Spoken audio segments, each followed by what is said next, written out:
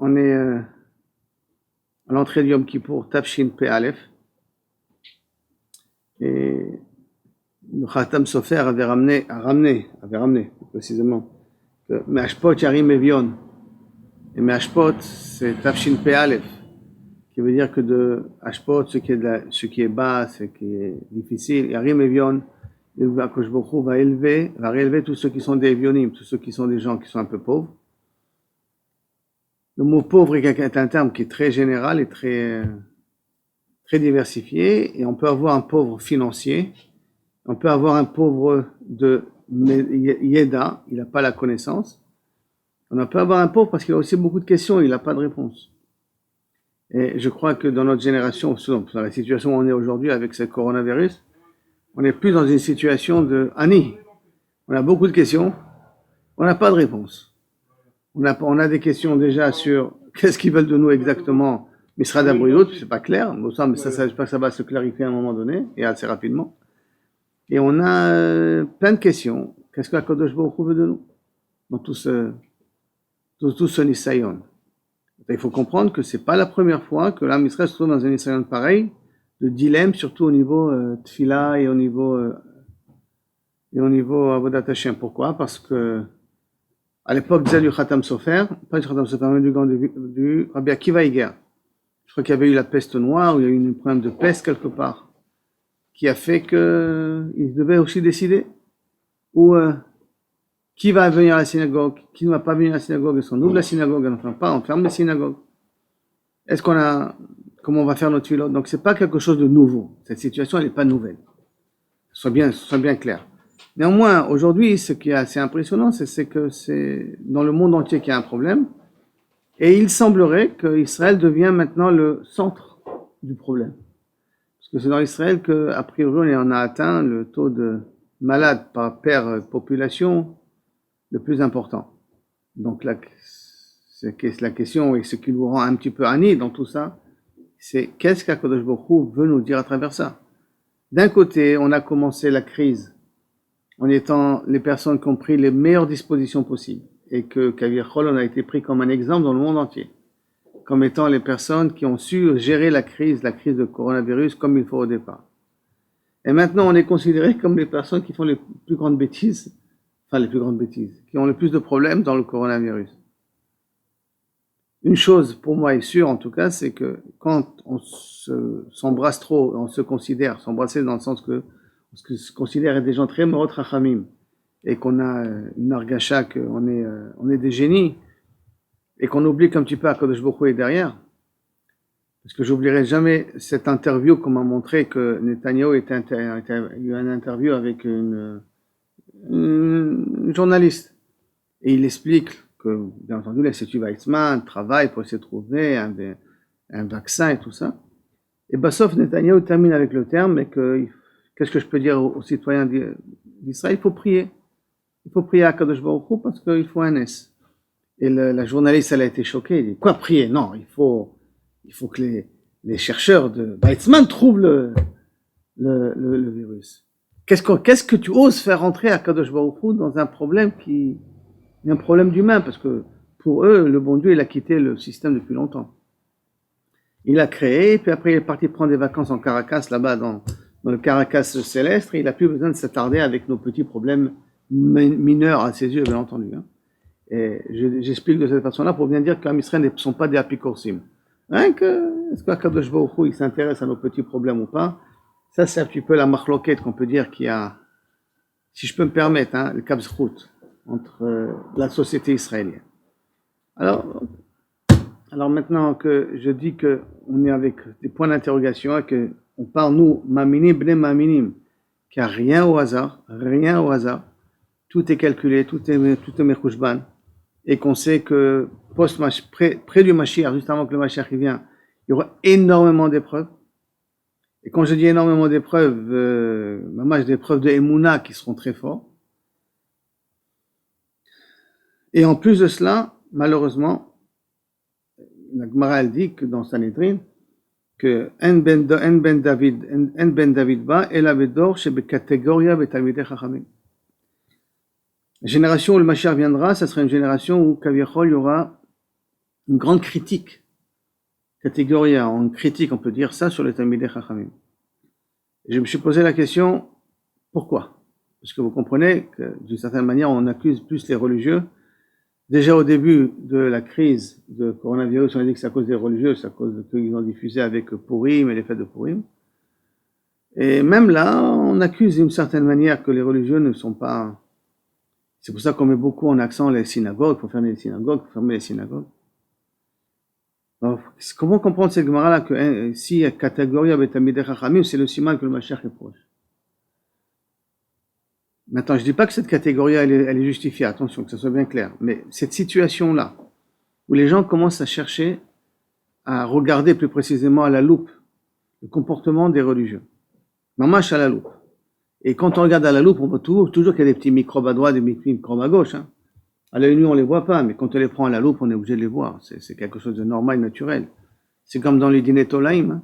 Si on regardait à la loupe ce qu'on mangeait, je crois qu'on mangerait rien du tout, parce qu'il y a plein de... Et Baruch Hashem, Akadosh Baruch Hu, il a fait que la Torah n'a pas été donnée aux malachim, a été donnée aux humains, donc ce que nos yeux voient, c'est ça qui nous incombe. Alors j'ai pensé que, pourquoi le Mashiach est obligé de venir quand il y a catégorie de Talmidei Chachamim? Parce que les Talmidei Chachamim sont censés montrer l'exemple. Ils sont censés être un genre de phare, un mentor, une personne qui vont essayer de permettre à ceux qui sont loin de pouvoir se rattraper. À partir du moment où on dénigre, à partir du moment où on rabaisse, à partir du moment où on remet en question tout cet ensemble, toute cette école qui est censée exprimer la parole d'Akadosh Baruch Hu. Et on lui dit non, vous êtes comme ça, vous êtes comme ça, vous êtes comme ça. Donc, d'une certaine manière, on nous met au banc de la société. Donc, il n'y a plus de moré derer. Il n'y a plus de, comment on traduira moré derer en français, plus précisément, de guide. Voilà, il n'y a plus de guide. Il n'y a plus personne qui peut être un guide. Excusez-moi d'amener ça comme exemple, mais c'est un exemple qu'on m'a ramené hier, d'accord, que je crois qu'il s'appelle Aviv Geffen, ce chanteur, d'accord, qu'il a dit, et ça c'était très étonnant parce qu'il est très spécial comme personne, mais en tout cas il a dit, qu'est-ce que vous en voulez aux religieux? Eux ils croient au bon Dieu. Nous on croit au Rav Google. Nous notre Imuna c'est Google. Eux c'est l'Imuna le créateur, alors laissez-les tranquilles. Nous, notre émouna, c'est Google. Alors, par rapport à Google, on a beaucoup de questions, on a beaucoup de points d'interrogation. Ça veut dire que si on enlève les rabbanim et qu'il ne reste plus que Google pour nous dire qu'est-ce qui est vrai, ce qui est faux, c'est qu'on est dans une très mauvaise posture. Alors, obligé à Kadosh Baruch Hu, dans une situation pareille, SOS médecin, d'envoyer le Mashiach. Si maintenant il n'y a plus de communication, il n'y a plus de respect, il n'y a plus de hiérarchie, si vous voulez, dans la transmission de l'information, donc ça devient un petit peu l'anarchie. Et alors, Akadosh Baruch Hu, bien entendu, ne laissera jamais, jamais, jamais le monde se détruire. C'est un petit peu comme dit le Rambam. Qui sait qui sont les personnes de Chot Shuvah qui n'ont pas l'Olam Haba? Il dit c'est ceux qui sont apikorsim, sont minimes. Et comment il dit apikorsim? Comment il définit apikorsim le Rambam? Il dit c'est ceux qui ne croient pas qu'il y a de la névoie. Il n'y a pas de névoie. S'il n'y a pas de névoie, ça veut dire quoi? C'est-à-dire qu'il n'y a pas de communication entre Akadosh Baruch Hu et le monde. Akadosh Baruch Hu, il s'est déconnecté du monde. Il a créé son monde, puis après, il est parti prendre des vacances, comme je dis en Caracas, et les humains doivent se débrouiller tout seuls. Pour eux, c'est tout le temps. Pour eux, le Navi n'existe pas. C'est pas que tu peux avoir un message divin. Il n'y a pas de message divin. Aujourd'hui, à l'époque, avant, l'homme méchant, qu'est-ce que c'est la définition de Apikoros que dit le Rambam? Et qu'est-ce que ça veut dire, ça? Ça veut dire qu'Akadosh Baruch Hu, il s'occupe du monde, on doit s'occuper de nos problèmes. Or, dans nos définitions à nous, c'est que Akadosh Baruch Hu ne nous a jamais quittés. Jamais quittés. Alors, s'il ne nous a jamais quittés, alors il nous parle. Comment il nous parle Akadosh Baruch Hu? On a déjà dit une fois, si vous vous rappelez, la tfila, c'est moi qui parle au Créateur, et le limud Torah, c'est le Créateur nous parle. C'est une des façons pour pouvoir parler avec le Créateur. Donc c'est un langage. Mais des fois, ce langage-là n'est pas suffisant parce qu'il y a des événements qui sont autour de nous et on n'a pas forcément de réponse. Et comme on n'a pas forcément de réponse, jamais j'oserais lui dire que moi j'ai la réponse. Et peut-être justement cette non-réponse fait partie de Nisayon de la fin des temps. Est-ce que n'ayant pas de réponse, tu tiens quand même? Tu montres que tes valeurs sont importantes? tes valeurs qui sont les valeurs juives, qui sont premièrement la relation entre moi et le Créateur, mais aussi entre moi et le voisin. Car n'oublions pas qu'il y a quelque chose qui est particulier, que Yom Kippour, c'est pas qu'uniquement ça nous pardonne nos fautes, c'est que Yom Kippour, c'est Ketz la Mechila, dit le Rambam, Ketz la Kapara ve la Mechila, Ketz la Tshuva ve la Mechila. Mais le Rambam nous dit, ce que tout ça écrit bien entendu dans la Gemara, que si on n'est pas Metaken Ben Adam le Chavero, alors à ce moment-là, même Ben Adam la Makom, il est en point d'interrogation. Parce que dans tout Ben Adam le Chavero, il y a aussi Ben Adam la Makom. Donc, si c'est comme ça, juste avant, enfin, tu as commencé à Yom Kippour, que là-bas on a parlé d'une notion de Achdout, c'est toute la notion de, pas Kippour, excusez-moi, de Purim. Toute la notion de Purim, c'est une notion de Achdout, où l'âme Israël s'est uni sous Mordechai, sous Esther, et que grâce à, ils sont devenus Kimouv et Kiblou Mechadash. Alors la Géoula elle est venue. Et en plus là-bas ils ont été Mekabel et Chachamim, d'accord. En plus là-bas ils ont été Mekabel et Chachamim, c'était vraiment Kabbalat Chachamim. Le Torah Shebel Peh, ils ont été Mekabel. Et aujourd'hui on est dans une situation où on tape sur les Chachamim, on tape sur tous les religieux. Alors peut-être HaKadosh Baruch Hu, il veut d'une certaine manière, et comprenez, je ne suis pas dans le gouvernement, je ne suis pas dans la prise de décision, mais ce sacrifice qu'on nous demande, au Chiloni par exemple, de ne pas manifester, ou ne pas aller au travail, qui n'est pas facile, parce que ça fait perdre la parnassa à beaucoup de personnes. Beaucoup de personnes, il faut bien être conscient qu'il y a des gens par manque de émouna, bien entendu, malheureusement, ils se demandent qu'est-ce qui va se passer demain. Est-ce que demain ils vont pouvoir se réveiller et avoir de quoi amener à manger à la maison? Il faut que ce soit bien clair. C'est l'eau, pachout, bichlal. Et semblerait-il que ça fait partie d'un des signes de la Géoula, ça. Qu'un des signes de la Géoula, Achetichle Pruta Minakis. Achetichle Pruta Minakis, ça veut dire que on va être obligé de faire des emprunts. Pruta Minakis, ça voudrait pas dire que forcément je suis dans la rue en train de faire l'aumône, d'accord? Mais faire un emprunt à la banque, parce que je peux pas finir le mois, ça veut dire que j'en ai pas. Si j'ai pas, ça s'appelle aussi Tichle Pruta Minakis. Ça, c'est mon interprétation, hein, mais que on peut essayer de se permettre à la dire. Que Tichle Pruta Minakis, c'est pas qu'il n'y a plus un centime à la banque. C'est-à-dire que le pays n'a plus un centime. Mais même le pays, il emprunte.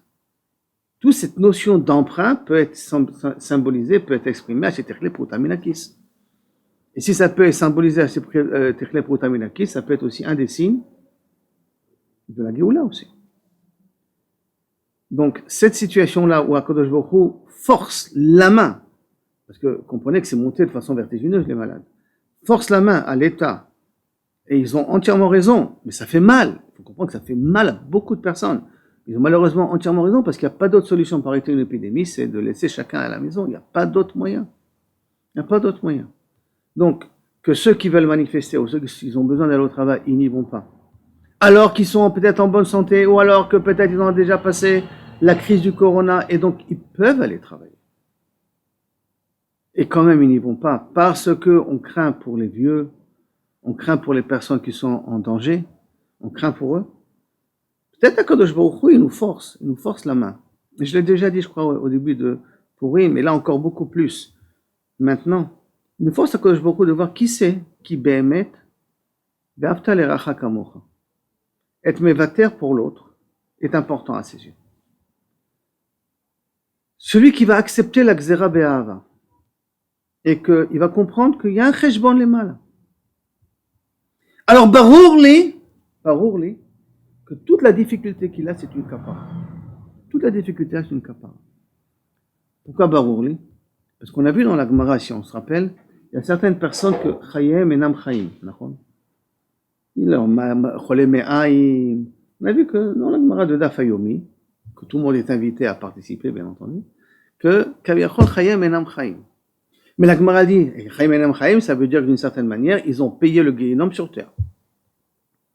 Ils ont payé le Guéhinom sur terre. Mais la Gemara dit, il y a une condition, si on se rappelle. Chez Kablo Taïsorim, qu'on accepte, qu'on comprend qu'il y a quelqu'un qui tire les ficelles, et qu'on dit, Kodesh Baruch Hu, tu veux comme ça? Je continue à t'aimer de la même façon. Je vous rappelle cette histoire, je ne sais pas si je vous l'ai ramenée ou pas, mais en tout cas une histoire qui m'a beaucoup impressionné. C'est pendant la Shoah, dans Varsovie. Il y avait un petit groupe de Bnei Torah, ça s'appelait les partisans de Matityahu. Partisani de Matityahu. Partisani de Matityahu, c'était des Bachur Yeshiva qui ont aussi pris les armes, d'une certaine manière.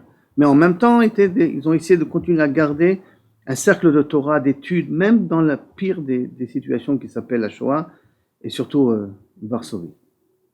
Il y en a un d'eux dont on a retrouvé des écrits, qu'il a réussi à écrire et les cacher avant qu'il meure. Sa mort était une mort tragique. En tout cas, il a défini comment il va mourir, parce qu'il sait comment il va mourir. Il se trouvait dans un genre de bunker, c'est pas tout à fait un bunker parce qu'il n'y avait pas de bunkerisme dans Varsovie, mais dans un genre de sous-sol, où le feu était en train de ravager toute la maison.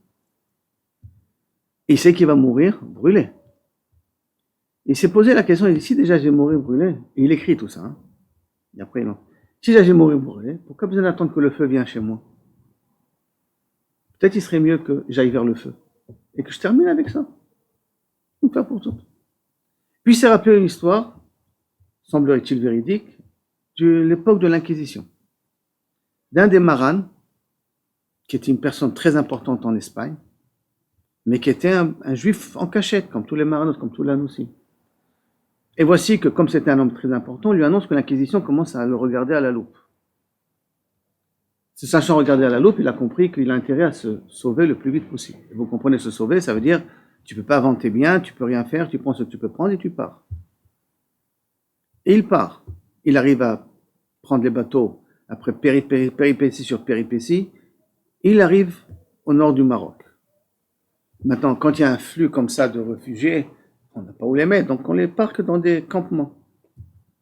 Maintenant, parquer lui, sa femme et ses enfants dans les campements, c'est pas de problème. En tout cas, déjà, il est au Maroc, c'est déjà un bon truc. Mais vous savez qu'à l'époque, l'état de l'hygiène n'était pas au beau fixe. Et donc, des épidémies se développaient. Et voici qu'il perd son fils, son deuxième, qu'il perd sa fille, qu'il perd tous ses enfants et qu'il perd sa femme. Il ne reste plus que seul. Une personne comme ça qui ne reste plus que seule après avoir tout perdu, il ne reste plus qu'à se suicider. Qu'est-ce que vous voulez qu'il fasse? À quoi sert de vivre? J'ai quitté ma situation financière. Je suis venu ici pour toi, Kadosh Baruch Hu. J'aurais peut-être dû partir avant, mais bon, je suis venu pour toi, Kadosh Baruch Hu. Je viens avec ma femme et mes enfants. J'arrive ici, je perds tout, il ne me reste plus que moi. C'est lo alenu ce nisayon, que personne de nous arrive à un nisayon pareil. Dieu nous en préserve. Il lève les yeux vers le ciel, il dit à Kadosh Baruch Hu, tu m'as tout pris. Tu m'as tout pris. Mais la seule chose que tu me prendras jamais, c'est mon amour envers toi. L'amour que j'ai envers toi, jamais tu arriveras à me l'apprendre. Qui sait? Est-ce qu'Akadosh Baruch Hu, justement, attend de nous ce sentiment-là, avec toutes les difficultés qu'on a, toutes les incompréhensions, toutes les déceptions, de dire Akadosh Baruch Hu, avec tout ce que tu nous donnes, tous ces nisyonotes-là, mon amour envers toi ne changera jamais.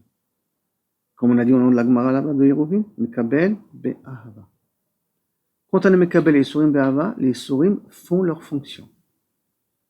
Quand on n'est pas Mekabel et Yisurim be'ahava, ils viennent, ils ont un effet, on peut pas dire, mais c'est pas la kapara qu'on devrait avoir. Alors peut-être Akadosh Baruch Hu est en train de vérifier qui sont ses vrais enfants, qui ne sont pas ses vrais enfants. Et donc, s'il ne faut pas prier à la synagogue, on ne prie pas à la synagogue. S'il faut prier à la maison, on prie à la maison. Si malheureusement, Dieu nous en préserve, on a un problème financier, je sais. C'est très dur, très dur. Maintenant, avec tout ça, je suis à la maison, et je le fais parce qu'on me demande d'être à la maison, je le fais parce qu'on veut sauver d'autres vies humaines, et maintenant, je dois apprendre pendant 2 semaines. Yom Kippour, qui est Ben Adam le Chavero. Sukkot, qui est la Simcha, je dois continuer à appliquer ces 2 mitzvot tout en restant à la maison. Je dois pouvoir appliquer la possibilité On doit pouvoir essayer d'appliquer avec toute la nécessité que ça demande, de garder Ben Adam le Chavero avec sa femme, avec ses enfants, continuer à prendre du Valium, si besoin, donc continuer à en prendre, c'est le Seder Gamour, si c'est de savoir ne pas être makpid, savoir que si quelque chose nous fait mal, être capable de le dire, puisqu'on nous a dit le Rambam aussi, mais le Rambam nous a appris dans les jours que si on ne le dit pas, on est ouvert apprendre de nouveau, après qu'on est sorti, on est sorti un peu de vie pourrie, on a repris nos habitudes. On va revenir au travail initial. Sans oublier que le travail initial n'est pas fini. Oui, il n'est pas fini. On va retravailler sur ce qu'on devait travailler au départ. Mais cette fois-ci, c'est Israël et pas le monde. Avant, on disait, on est comme dans le monde entier. Donc, quand on va dire, Tzarat Rabim, Chatzi Nechama. Cette fois-ci, c'est Israël et que Israël. Et on va devoir de nouveau retravailler sur Ben Adam et Chavero. Avec Yom Kippour au milieu. On va devoir essayer, et c'est très dur, à ne pas entrer dans une déprime dans la fête de Sukkot. Et qui là-bas est marqué Vesamarta Vechagecha. Qui, entre parenthèses, nous permettront, pour une fois pour toutes, d'être Mekayem la mitzvah de Sukkot comme il faut. Puisqu'on n'a pas où y aller. Donc, ça s'appellera vraiment habiter dans la Sukkot. Et nous savons tous très bien qu'il y a un chazal qui nous dit que celui qui sera Mekayem la mitzvah Sukkot Beshlemut, il sera protégé de Gog ou Magog. Alors peut-être à Kadosh Baruch Hu nous force la main. Avec Mekayem la mitzvah Sukkot, qu'il faut qu'elle soit dans la maison. Kol Mechir. Comme disait le Rav Tzadka Zecher Tzadik Livracha, un homme, quand il achète une maison, il peut être Mekayem une mitzvah de Emouna. Comment on est Mekayem une mitzvah de Emouna quand il achète une maison? Il vérifie, premièrement, est-ce qu'il y a un mirpeset Sukkah? Il y a une mirpeset Sukkah, bon, on peut regarder le reste maintenant. Parce que le Sukkah, c'est la Emouna. Et montrer que la décision de ma maison va dépendre, est-ce que je peux faire la mitzvah de Sukkot ou pas? Ça montre que c'est de la Emouna. Donc peut-être Akadosh Baruch Hu va nous forcer la main un petit peu. Restez dans votre Sukkah pendant 7 jours. Parce que Bisrout, la mitzvah de Sukkah, Gog ou Magog, on l'évitera. Maintenant, qu'est-ce que c'est Gog ou Magog aujourd'hui, Rabotai? Peut-être, que le coronavirus ne fera rien. Chacun individuellement. Je ne connais pas les projets d'Akadosh Baruch Hu. Je ne vis que les événements comme ils sont là maintenant, sur l'instant. À l'instant, sur l'instant T, qu'est-ce qu'on peut dire? Peut-être c'est ça, Gog ou Magog. C'est comme ça qu'Akadosh Baruch Hu, Bassof, il va définir Gog ou Magog. Tout est possible. Ça vient du pays du Nord, pas tout à fait du Nord, ça vient de là-bas, mais ça vient de la Chine, mais ça s'appelle peut-être par rapport à Israël un peu le Nord. Il faut voir où est la ville d'où c'est sorti. Si c'est un peu plus au Nord, pas un peu plus au Nord. Mais une chose est sûre, c'est qu'après que les événements se réaliseront, et que le Mashiach viendra, on comprendra exactement ce que voulait dire la prophétie. Ça, de toute manière. Aval, rien ne nous empêche à interpréter.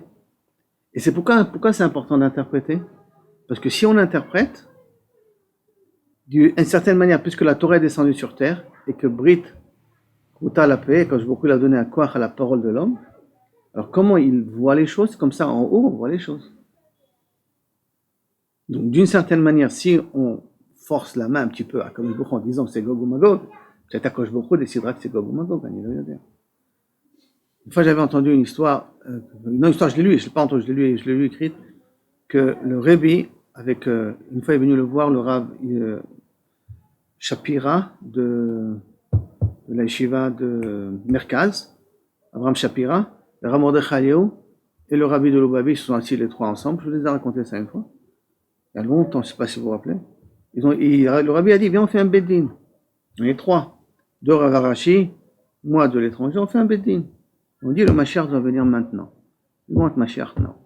Je ne sais pas si Mordechai Zichrono Livracha il a accepté, ou Rav Shapira Zichrono Livracha ils ont accepté, mais l'idée, elle veut dire quelque chose. Si toi, tu forces tu es amine que, yalla, le Mashiach qui doit être là, ça y est, c'est arrivé le moment, peut-être, on peut forcer la main à Kadosh Baruch Hu. Et si on peut forcer la main à Kadosh Baruch Hu, peut-être le coronavirus, ça le Gog ou Magog quelque part. Puisque ça rentre dans chaque maison. Une des définitions de Gog ou Magog, ça rentre dans chaque maison. Dans chaque maison, ça rentre. Là, il n'a rien à mis. Peut-être, ni le yoder. Mais en tout cas, ça c'est si on veut interpréter, on veut regarder les événements. Ce qui est plus important, c'est qu'est-ce qu'on en retire personnellement? Qu'est-ce qu'on fait avec la situation à cause de beaucoup de gens? Est-ce qu'on va travailler plus au Ben Adam le Chavero? Est-ce qu'on va essayer d'être mitpalel plus Bekavana sur Yom Kippur? Ou on va regarder la montre, quand est-ce ça finit? Quand est-ce, yallah, on peut souffler et on peut manger? Ou au contraire, quand je vois Kaniré, tu veux me forcer à prier avec plus de réflexion. Tout en ayant une fila peut-être plus courte, hein, Yom Kippur. Ceux qui prieront dehors, il faut prendre la considération que peut-être il faudrait qu'ils raccourcissent la fila. Parce qu'être dehors avec le soleil, c'est beaucoup plus dangereux. Et comme j'ai dit hier au shiur, peut-être qu'Akadosh Baruch Hu, il veut, comme a dit le Rav Béar, que peut-être Akadosh Baruch Hu, il veut qu'on rajoute plus du Limud Torah pendant Yom Kippur. Qui sait? C'est au nom du Rav Béar. C'est une bonne réflexion.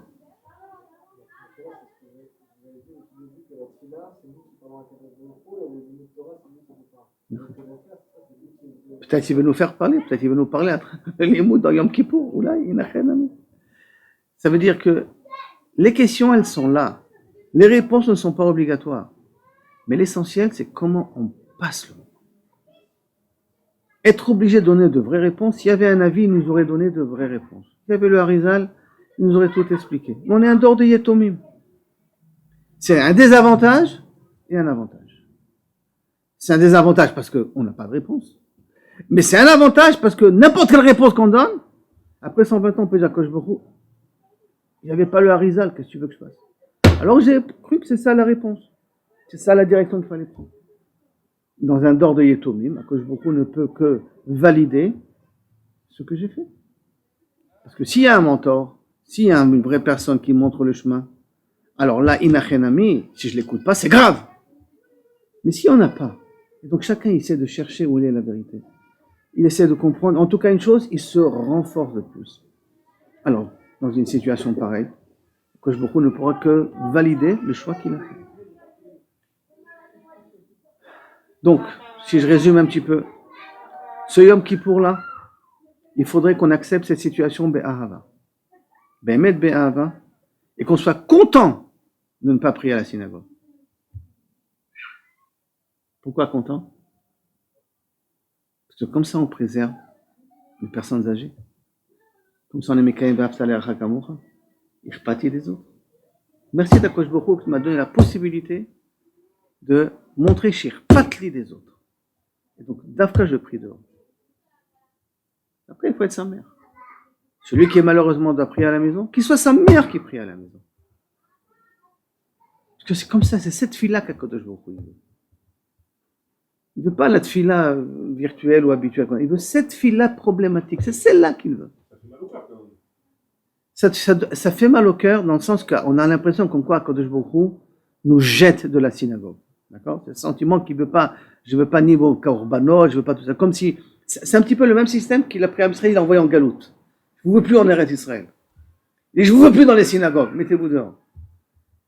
Mais il ne faut pas se rappeler, même s'il nous met dehors, qu'est-ce qu'a fait cet homme-là après l'Inquisition? Tu peux tout m'enlever quand je comprends. Mais mon amour envers toi, tu ne m'enlèveras jamais. Et donc, tu veux que je prie dehors? C'est dommage, c'est de la peine. Perdu sa femme et ses enfants. Tu veux que je prie dehors? Ben, je vais prier dehors avec la simcha. Aïn bocha v'elev samer. Halvaï qu'on y arrive vraiment à ça. Qu'aïn bocha élève sa mère. Peut-être c'est ça la voda qui nous veut à Yom Kippour. Hein? On n'a pas de prophète, on ne peut pas savoir. Et c'est très bien la phrase que tu as dit, Auriel. Peut-être Aïn bocha v'elev sa mère. C'est ça que je vous prie de nous. Peut-être. Inachenami. Inachenami. D'un côté, être capable de pleurer sur nos avéros, d'un côté, sa mère que je vois tu nous as jeté, et je t'aime quand même. Je suis dehors, et je te prie pour toi.